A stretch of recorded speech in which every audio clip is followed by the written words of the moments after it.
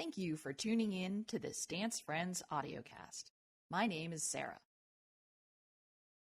Our question for today is, should you learn both roles?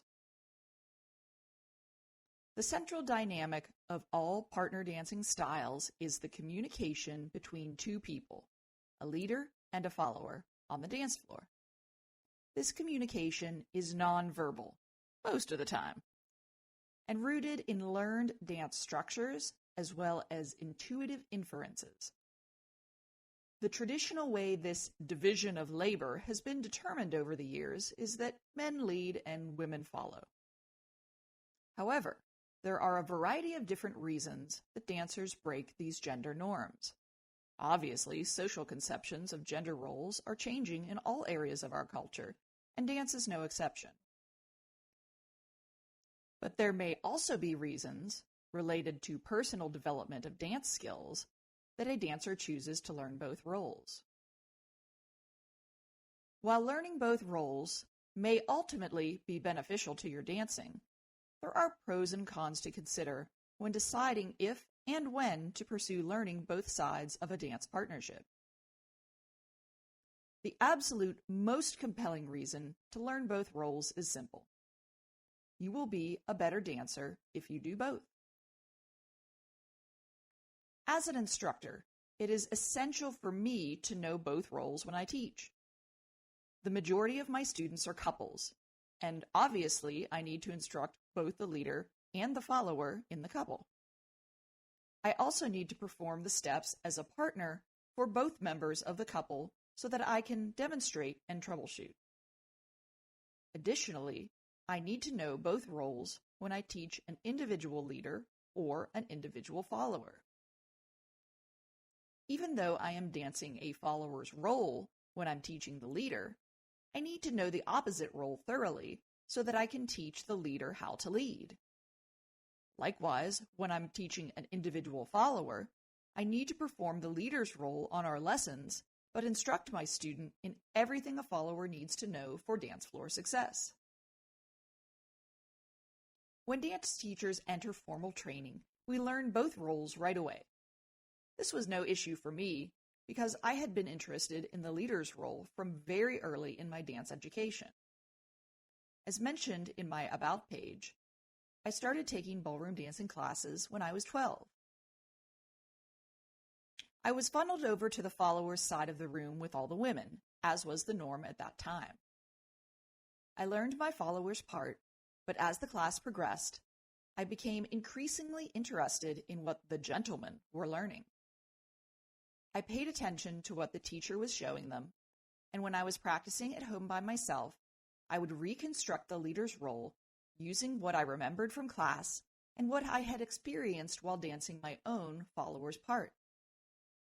I'm not sure why, ultimately, I had such an early interest in learning both roles. Part of it was probably curiosity and enthusiasm for my new hobby. I suspect I also wanted some agency in my dancing. A teenager in the 1990s, probably today too, had very little opportunity to use her partner dancing skills outside of class. Apart from the dinner dance party, usually held at the Fountain Room on Beulah Road, hosted by my teacher at the end of every 8-week class series, there was no place where teenaged Sarah Catherine could go for social dancing with leaders who had these types of skills. If I wanted to dance these partnered styles, I had to make it happen for myself. That meant leading my friends. And yes, a few classmates did make fun of me for doing the hustle at school dances. But I was a nerdy kid. I was used to that. It was actually kind of funny because they had to do partner dancing in order to mock my partner dancing. Eventually, when I entered teacher training for my first studio job, I was already mentally oriented toward learning both roles. That's one of the main things, in my estimation, that sets a teacher's skills apart from a student's skills: knowing, dancing, and understanding both roles. Think about it. If you only ever lead or only ever follow, then you actually only ever know half of every dance element or pattern. Knowing the dance steps from both sides allows you to understand the full dynamic between partners in a way that can never be fully appreciated if you only experience it from one side. Leaders who follow frequently tend to have greater smoothness, precision, and control. Followers who also lead are prized for their subtlety, sensitivity, and efficiency. When you experience both sides, you can more easily calibrate your dancing to a wide variety of partners. Learning both roles, then, gives you the opportunity to level up your dancing in a way that is unique. Continuing to take lessons and classes to learn more advanced skills in one role will certainly improve your dancing. But many dancers find that learning both roles teaches them aspects of social dancing they simply cannot learn any other way. If you've been dancing a while and feel stuck, like you're not getting better despite learning lots of new moves, it may be time to consider learning the opposite role to improve your skills and add finesse to your dancing. Most followers have had the experience of showing up to a dance social and realizing that they are on the wrong end of an imbalanced partner ratio. Occasionally, this happens for leaders too. There's no way to predict exactly who will show up to any dance social. Many times, there is a relatively balanced mix of leaders and followers. Sometimes, however, it's way out of balance. When you're on the wrong side of a big lead-follow imbalance, it can be frustrating. You showed up at the event, you want to dance, but you're not getting many opportunities because the people who dance the opposite role are stretched thin. While it's more common that I find myself among followers on the imbalanced side, I was at a social dance about 2 months ago where there were a bunch of leaders just sitting around with nothing to do. I did my best to make the rounds and ask as many different leaders to dance as I could, but there's only so much the dedicated minority can do to make up for the discrepancy. Having the flexibility to switch roles can give you more opportunities to dance at events when role imbalance rears its ugly head. When I am amongst an overflow of followers, I can simply switch to lead and ask a follower to dance. I am always in charge of how much I dance on a given night because I can dance both roles. I must, however, issue a word of warning for all of you aspiring role switchers out there. It does require some guesswork and some intuitive reading of social cues. It may vary from one city or country to the next, but in 2020's Pittsburgh, the majority of dancers still follow traditional roles. Mostly the women follow and the men lead. Some women are not comfortable dancing with another woman. Some men are not comfortable dancing with another man. Obviously, it varies from person to person. But the role-switching dancer has to be sensitive to the preferences of people in their dance community. I am always cognizant of the fact that some women may be uncomfortable dancing with me. I try to read people as best I can when I'm getting acquainted with them so that I can make accurate decisions about who may or may not be comfortable dancing with me. While there are some pretty compelling reasons to learn both roles, it's not the right choice for everyone. I'm always excited when my students show an interest in role switching.